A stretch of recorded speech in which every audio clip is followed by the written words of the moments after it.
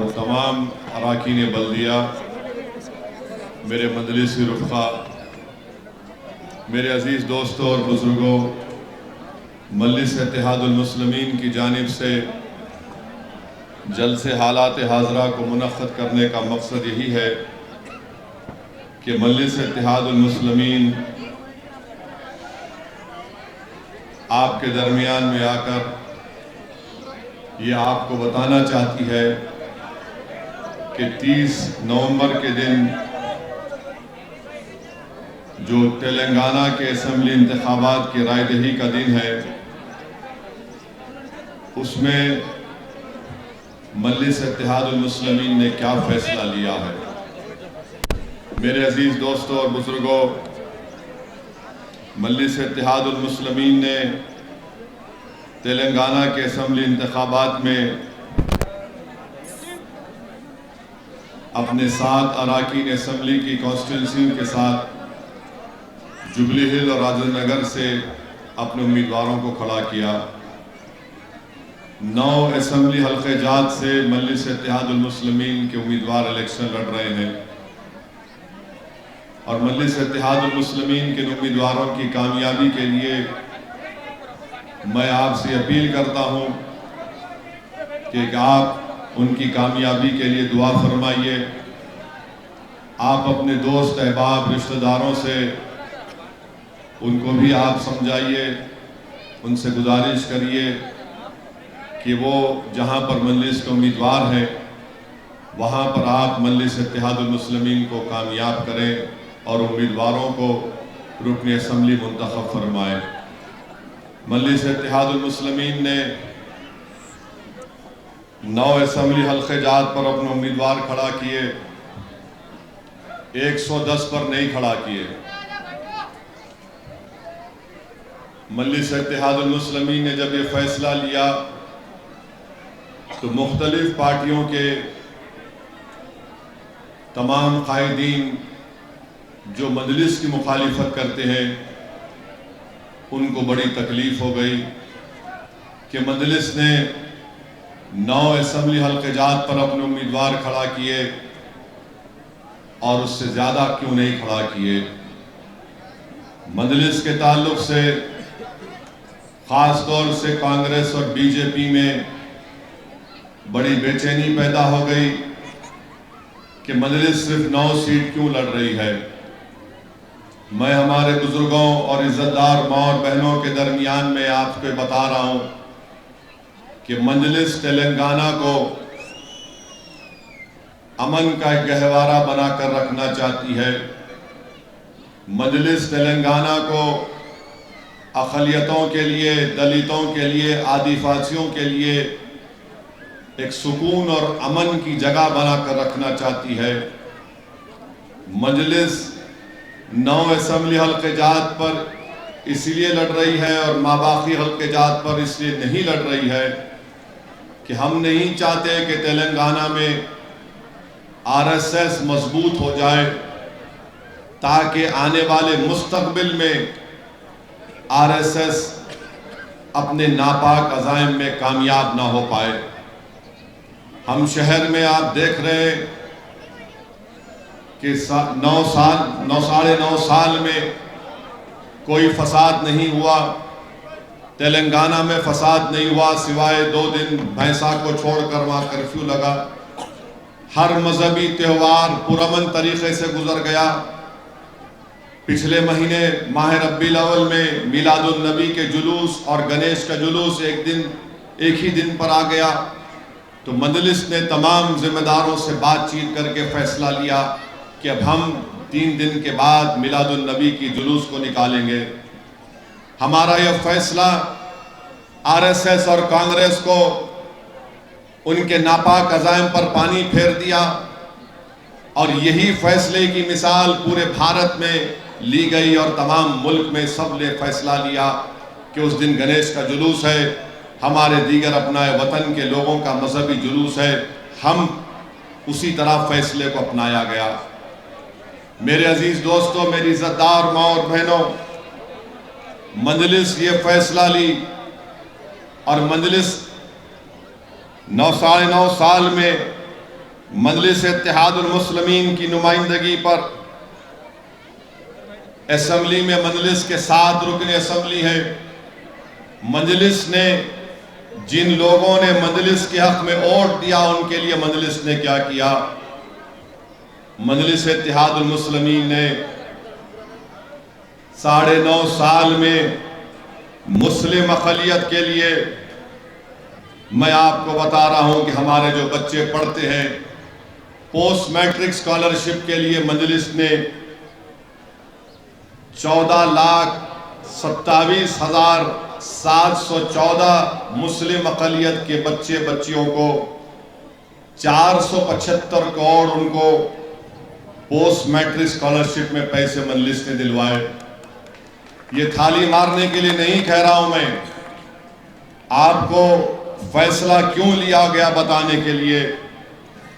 बच्चों की tuition fees देना था 10,01,560 मुस्लिम बच्चे और बच्चियों को 1,745 करोड़ रुपये, ये 10,01,560 बच्चे और बच्चियों में दिए गए 9.5 साल में।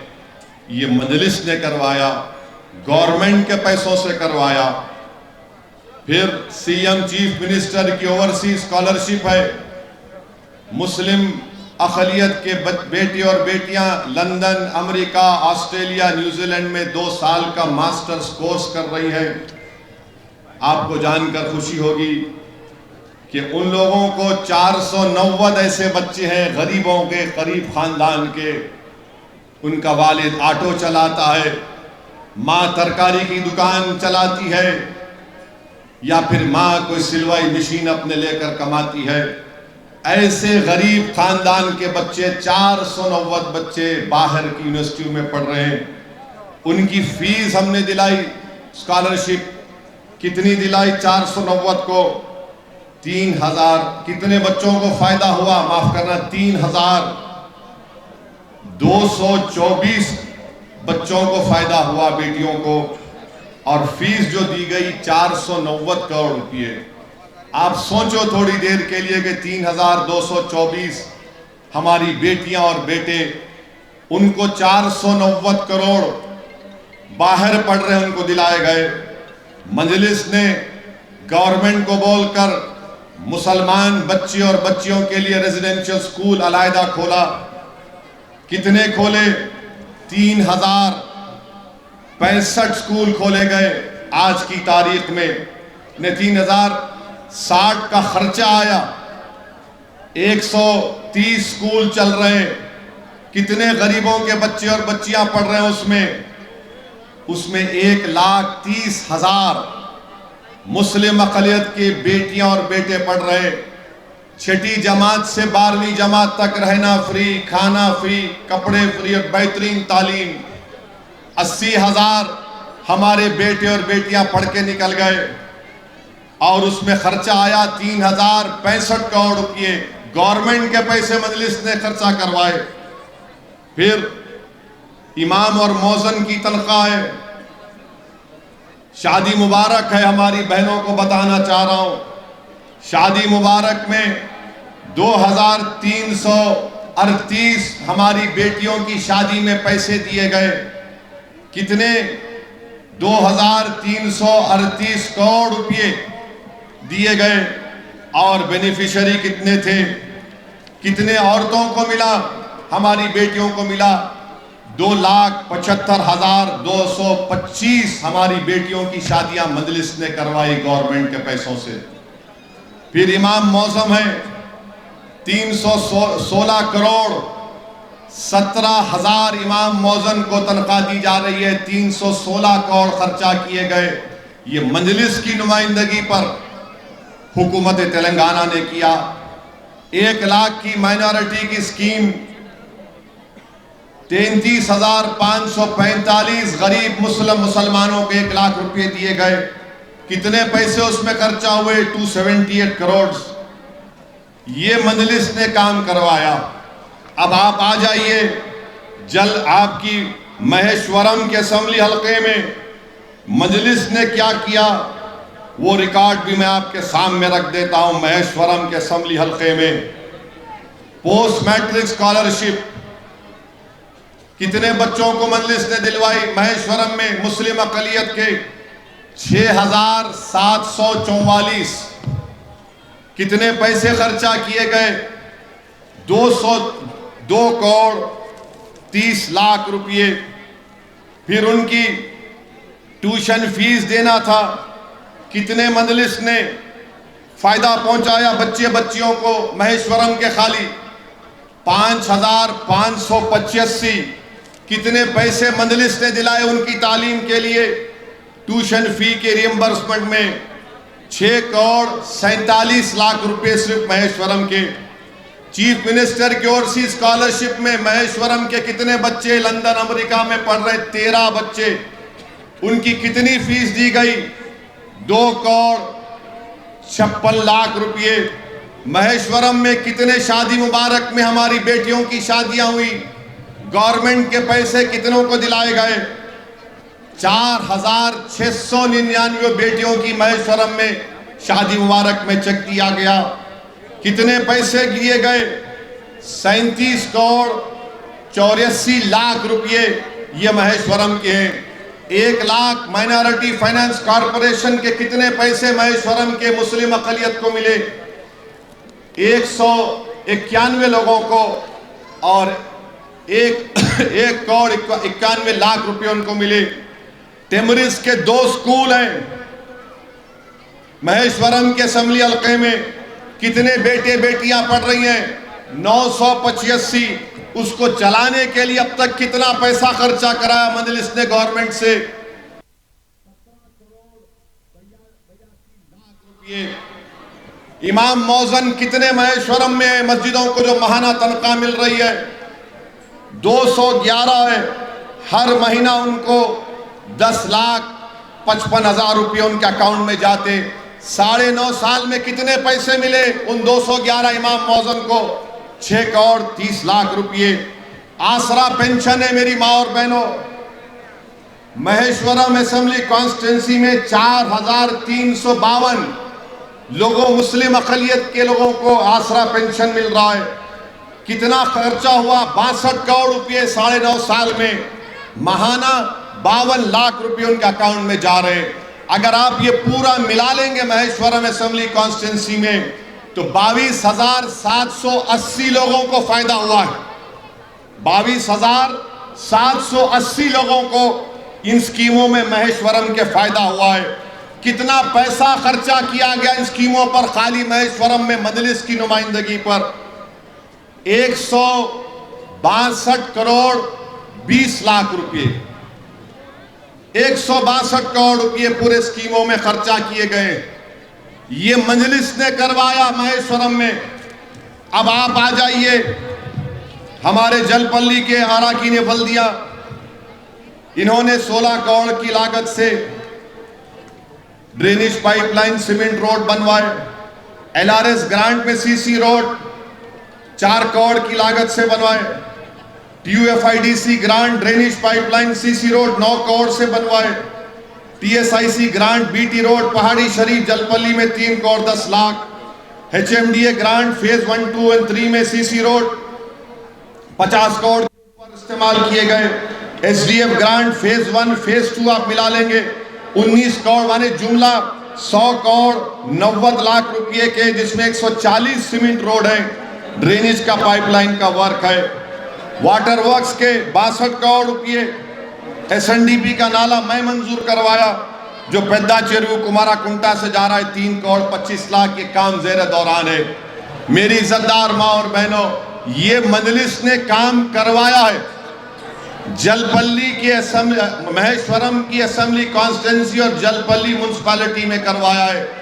अब आपको जो मैं बात बताना चाह रहा हूं, हम महेश्वरम असेंबली कॉन्स्टिट्यूंसी में यकीनन यहां से भी मुझे लोग बोले कि साहब हम इतना काम करवाए, हमारा यहां पर बल्दिया कराकीन बल्दिया है, जलपल्ली की म्युनिसिपैलिटी में मजलिस का कब्जा है, क्यों नहीं आप मजलिस का कैंडिडेट यहां पर खड़ा कर दें। मैं एक ही बात उनको तमाम को कहा कि यहां पर मैं आरएसएस को मजबूत होने नहीं दे सकता, मैं यहां पर फसाद होने नहीं दूंगा, मैं यहां पर फिरका परस्ती को उभरने नहीं दूंगा। और मजलिस ने यह फैसला लिया कि हम कैंडिडेट नहीं खड़ा करेंगे महेश्वरम में। हम कैंडिडेट जहां पर 110 असेंबली कॉन्स्टिट्यूंसीज में कैंडिडेट नहीं खड़ा किए। हम आपसे अपील कर रहे हैं कि तेलंगाना के अच्छे मुस्तकबिल के लिए, तेलंगाना को मजबूत बनाने के लिए, तेलंगाना में आरएसएस को कमजोर करने के लिए, तेलंगाना में मोदी, योगी, अमित शाह को रोकने के लिए, तेलंगाना में वो कांग्रेस पार्टी का सदर जिसको मैंने एक नाम दिया है, उसका नाम है आरएसएस अन्ना, उसको रोकने के लिए मेरी आप तमाम से गुजारिश है कि 30 नवंबर के दिन आप महेश्वरम में, और जहां से मजलिस के उम्मीदवार नहीं है, मेरी मां और बहनों, मामू का साथ दो। आप लोग मामू का साथ दीजिए। आप तमाम से मेरी अपील है कि आप मामू का साथ दीजिए। समझ गए ना आप या नहीं समझे? मेरी मां और बहनों, आप समझ गए? मामू मामू समझ गए ना? मामू समझ गए ना? हाँ, मामू का। औरतें जल्दी समझे, आपला नहीं समझ रहे, वहां से बता रहे। तो मेरे इज्जतदार मां और बहनों, अब ये कांग्रेस पार्टी क्या कर रही है तेलंगाना में बताता हूं आपको। हम गोशा महल में मेरा उम्मीदवार नहीं है, वो बीजेपी के उम्मीदवार को हराना जरूरी है। राहुल गांधी, प्रियंका, इनकी बहन पूरा तेलंगाना फिर रहे, गोशा महल को नहीं जाते, गोशा महल को नहीं जाते, आरएसएस अन्ना भी नहीं जाते। कैंडिडेट कमजोर दे दिए। क्यों? क्योंकि उनको जिताना है बीजेपी को, आरएसएस को। तो आरएसएस बीजेपी अब क्या कर रही है? महेश्वरम में ये बीजेपी को जिताना चाहते हैं ताकि यहां पर मैडम की कामयाबी रुक जाए। नामपल्ली में बीजेपी आरएसएस कांग्रेस के लिए काम कर रही है ताकि हमारे माजिद की कामयाबी को रोका जा सके। मगर इंशाअल्लाह ताला नामपल्ली में मजलिस जीतेगी इंशाअल्लाह ताला। लिख के रख लो आरएसएस वालों। फिर निजामाबाद टाउन में मजलिस के 16 कॉर्पोरेटर, डिप्टी मेयर हैं। मैं कैंडिडेट नहीं खड़ा करा, आप बैठ जाओ भाई, एक बैठ जाओ, कैंडिडेट नहीं खड़ा किया। वहां पर कामारेड्डी से कांग्रेस ने अपने मुस्लिम कायद को ले जाकर निजामाबाद खड़ा कर दिए। वहां पे कांग्रेस क्या चाह रही है कि निजामाबाद टाउन से बीजेपी जीत जाए। निर्मल में कांग्रेस बीजेपी की मदद कर रही है ताकि निर्मल में बीजेपी जीत जाए। मधोल में कांग्रेस बीजेपी कांग्रेस की मदद कर रही है ताकि वहां पर बीजेपी जीत जाए। करीमनगर टाउन में कांग्रेस बीजेपी की मदद कर रही है ताकि वो बंडी जीत जाए। ये कांग्रेस और बीजेपी, ये राम और श्याम की जोड़ी बन चुकी है तेलंगाना में। इसीलिए मेरी आपसे अपील है कि एक एक वोट को जाय होने मत दो खुदा के लिए। हम 9.5 साल से शहर को बचा के रखे, हम कोई गड़बड़ होने नहीं दिए। यकीनन महेश्वरम में और काम होना बाकी है। जब बारिश आती, पानी की निकासी का काम करना है। मगर मेरे अजीज दोस्तों और बुजुर्गों, काम हो जाएगा, मगर एक बार जहर भर जाएगा माहौल में तो जहर को नहीं निकाल सकते। नाले बनाकर पानी निकाल सकते, रोड बनाकर रास्ता साफ कर सकते, मगर एक बार दिलों में जहर पैदा हो जाएगा, नफरत का जहर, तो फिर उसको सालों लग जाएंगे निकालने के लिए। और ये कांग्रेस पार्टी बड़ी बड़ी बुलंदबांग दावे करती है। अकबरुद्दीन अवैसी ने पार्लियामेंट में, असेंबली में खड़े होकर बोला कि बाबा शरफुद्दीन साहब रहमतुल्लाह अलैह की दरगाह के पास जो हाउसिंग बोर्ड की जमीन है, वहां पर महेश्वरम के नौजवान बेटे और बेटियों के लिए, उनकी तरक्की के लिए एक आईटी टावर बनाया जाए। चीफ मिनिस्टर से मंजूरी दिलवाई कि वहां पर आईटी टावर आएगा। तो नरेंद्र मोदी महेश्वरम को आए और मित्रों बोल रहे ये कौन सी बात कर रहे हैं, ये अंबेडकर के संविधान में कहा है कि आईटी में भी आप एक समुदाय की बात कर रहे हैं।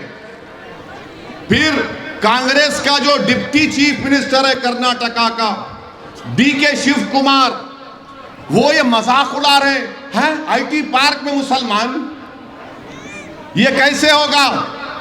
मेरे भाई, अगर आप भारत का आईन पढ़ेंगे, right to equality, right to equality क्या है बताओ? सबको बराबरी का सलूक मिलना चाहिए। क्या राइट टू डेवलपमेंट संविधान में नहीं लिखा गया कि सबको बराबरी का मौका मिलना चाहिए? फिर आपको आर्टिकल 30 में क्या लिखा गया? माइनॉरिटीज का राइट। और ये आईटी टावर आएगा तो क्या खाली मुसलमान बैठेंगे? नहीं, जितने मुस्लिम काबिल बच्चे हैं, स्टार्टअप हैं, एंटरप्रेन्योर हैं, उनको मौका मिलेगा उसमें। याद रखो, आज तुम होटल खोल रहे हो, मंदी की होटलें खोल रहे हो, छोटी छोटी दुकानें खोल रहे हो, अपने दिल पर हाथ रखकर बोलो, क्या तुम अपनी औलाद को नहीं चाहोगे कि जब आईटी टावर आएगा वहां पर मेरा बेटा और बेटी बैठ कर एक कंपनी को कायम करें? क्यों नहीं होगा? हम ख्वाब देखते हैं कि हमारे बेटे बेटियां भी उस ऊंची ऊंची बिल्डिंगों में बैठकर काम करें। उनके पास क्या काबिलियत नहीं है काबिलियत। उनके पास क्या दिमाग नहीं है हमारे बेटे बेटे के पास दिमाग, मगर उनको मौका नहीं मिलता, बैंक से लोन नहीं मिलता, डिस्क्रिमिनेशन किया जाता है। और मजलिस ने जब ये लिया तो कांग्रेस के deputy chief minister DK Shivakumar मजाक उड़ा रहे हैं। अरे डीके शिव कुमार, अगर तुम ये कह रहे हो कि मजहब के नाम पर नहीं होता नौजवानों को, तो कास्ट सेंसस तुम क्यों मुतालबा कर रहे हो बताओ? तुम क्या नहीं जानते TSIIDC की पॉलिसी है कि 12% plot schedule caste schedule tribe को मिलना चाहिए। सुधीर कमेटी ने यही बात लिखी, मजलिस वही काम करा रही है तो इनको तकलीफ हो रही है। अरे क्यों तुम नफरत करते हो हमारी तरक्की से? बताओ कांग्रेस, बीजेपी, मोदी। अगर आईटी टावर आए, मैं नहीं रहूंगा, हम नहीं रहेंगे, हमारे बेटे बेटियां उसमें कंपनियां चलाएंगी। ख्वाब देखो नौजवानों, मेरी बेटियों, ख्वाब देखो, तुम बुलंदियों पर पहुंचना, तुम ताकतवर बनना, इतने ताकतवर बनना कि ना सिर्फ तुम्हारे घर से गुर्बत का खात्मा हो, बल्कि तुम दूसरों को अपनी कंपनी में नौकरी देना। आज हम नौकरी की तलाश में, कल ये जाएंगे तो कल वो खुद नौकरी देंगे। ये मजलिस चाहती है। ये बीजेपी नरेंद्र मोदी को और डीके शिव कुमार को पसंद नहीं आता। मेरे अजीज दोस्तों और बुजुर्गों, इस बात को आपको समझना है। क्या आप आईटी टावर चाहते नहीं चाहते? महेश्वरम में बताओ मेरे को, आप कितने लोग चाहते? हाथ उठाओ, पूरे हाथ उठाओ, पूरे हाथ उठाओ। तो क्या आप कांग्रेस को वोट देंगे जो मुखालिफत कर रही है? क्या आप मोदी की बात को सच मानते हैं? हम तरक्की देखना चाहते हैं। आज मंडी की होटल है, अरे बारकस के पास शहर खत्म हो जाता था, अब पूरा शहर आ रहा है गप-गप खाने के लिए आ रहा है।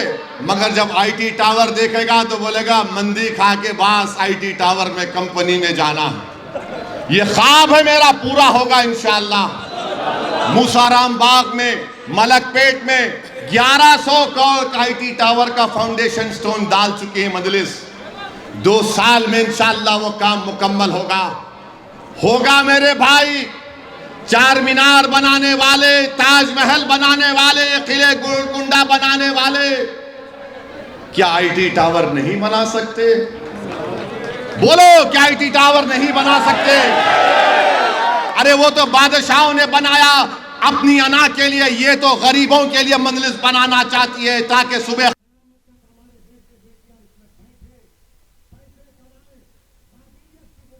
कंपनियां चलाएं। कब तक दुबई इधर जाएंगे? ये काम हो सकता है मेरे अजीज दोस्तों, मेरी इज्जतदार मां और बहनों। मेरी आका और आपसे अपील है, राहुल गांधी जो है आजकल ज्यादा हमसे मोहब्बत करना शुरू कर दिए। उन्होंने ये बोल रहे कि मोदी के दो यार, एक ओवैसी और केसीआर। अरे राहुल, हाँ मखा हमारे पीछे पड़ा तू, हम लोग छिछोरे लोग हैं, नाम रखने में जितने हम लोग मारे कोई भी नहीं है। अब हम जवाब दे दिए, राहुल के दो प्यार, राहुल के दो प्यार, एक इटली और दूसरा मोदी के साथ हार, ये इनके दो चीजें हैं। राहुल जी, आप गलत तरफ रुख कर रहे हैं। आपकी उम्र 50 साल के ऊपर हो चुकी है, आप अकेले हैं, और अकेला जब आदमी होता है 50 साल की उम्र में, उसको समझ में नहीं आता, दीवारें काटने को आती है। तो राहुल जी, यार को तलाश कर लो। अगर कोई मुश्किलात है, अगर कोई मुश्किलात है तो हैदराबाद में खिलवत में हकीम साहब का पता भी दे सकता हूं, है तो नहीं मालूम मेरे को, नहीं उनका फैसला, हम क्या बोल सकते हैं। यू आर 50 साल क्रॉस कर लिए ना, 50 साल क्रॉस कर लिए। अब आप बोलेंगे अब आप बोलेंगे खामखा हमला कर रहे, मैं नहीं करा, उन्होंने छेड़खानी करे, हम नहीं जा रहे थे उनकी तरफ, देख रहे भी नहीं थे। हमारे को छेड़े तो हम किसी माइका लाल को नहीं छोड़ते, याद रखो।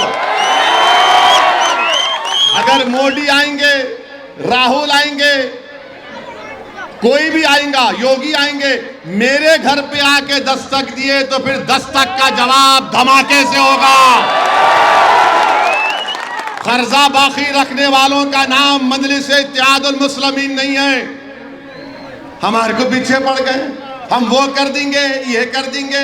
अच्छा, और एक कांग्रेस वाले बोल रहे हम ये गारंटी, वो गारंटी, ये गारंटी। कहां की गारंटी है रे? मामू भी बोल रहे, राहुल भी बोल रहे, मोदी भी बोल रहे। मोदी बोल रहे 500 की सब्सिडी गैस के सिलेंडर पर, राहुल बोल रहे 500, मामू बोल रहे 400। खाजा का लंगर है, लूट के लेके जाओ। क्या है बाकी में, क्या है बाकी, ले जाओ। मेरे भाई अकबरुद्दीन ओवैसी एक अच्छी बात बोले थे असेंबली में, तकरीर में अकबर ने कहा था कि राहुल मोदी की तरह दो फेंकने वाले थे, तो दोनों खड़े हुए थे। लतीफा है, दिल पे न खोलो राहुल, पहले तुम अकेले हो 50 साल की उम्र में, और उन्होंने भी बेचारे अकेले हैं। तो दोनों बैठ के बात कर रहे थे, तो उस इत्ते में हमारे मोदी जी बोले मेरे पास इतनी जमीन है, मैं निकल गया, उसका नाम मोदी था, ये नहीं, घोड़े पे मैं निकल गया, सुबह से लेके रात तक अगर मैं घोड़े पे चला गया और उसमें खाली जमीन पर बीज फेंकता गया, शाम हो गई, दूसरे दिन सुबह वापस आया, तक मेरी जमीन पे फसल खड़ी भी रहती। अब वो दूसरा राहुल, उन्हें बोला हाँ ज्यादा ही हो गया है, तो सुबह में निकले, शाम तक पहुंचे, वापस आए तो फसल खड़ी हो गई। तो राहुल बोले मेरे पास ऐसा बंबू है, ऐसा बंबू है कि दिल्ली में मेरे घर से इंडिया गेट पे जो तारा है, मैं बंबू से उसको तारे को मैं घर पे ला लेता हूँ। फिर उसके बाद से अगर तुर्कमान गेट का तारा है तो उसको खींच के मेरे घर पे ला लेता हूँ। तो तीसरा एक खड़ा हुआ था, उन्हें दोनों की फेकम फाक को सुन के बोला अरे ये तो सही है, ये तो बोलो ये बंबू कहाँ रखते? उन्हें बोला इनके मोदी के बाप की जमीन में रखता हूँ। आप बताओ ये क्या है, ये क्या है? ये आप हमारे आईटी टावर की मुखालिफत कांग्रेस कर रही है, ये कर देंगे, वो कर देंगे, जो होना कर देंगे। मेरे भाई सबसे बड़ी गारंटी अगर कोई चीज है ना, वो ईमान की गारंटी है। जो ईमानदार होता वो पूरा कर सकता है। आपकी सबसे बड़ी गारंटी आपका इत्तेहाद है, आपकी ताकत है। इसीलिए मेरी आपसे अपील है कि आप, अरे भाई जरा बैठ, इन बम्बू ले खड़े हो। इसीलिए मेरी आपसे अपील है कि आप 30 नवंबर के दिन अपना एक एक वोट का सही इस्तेमाल करिए। वोट को जाय होने मत दीजिए।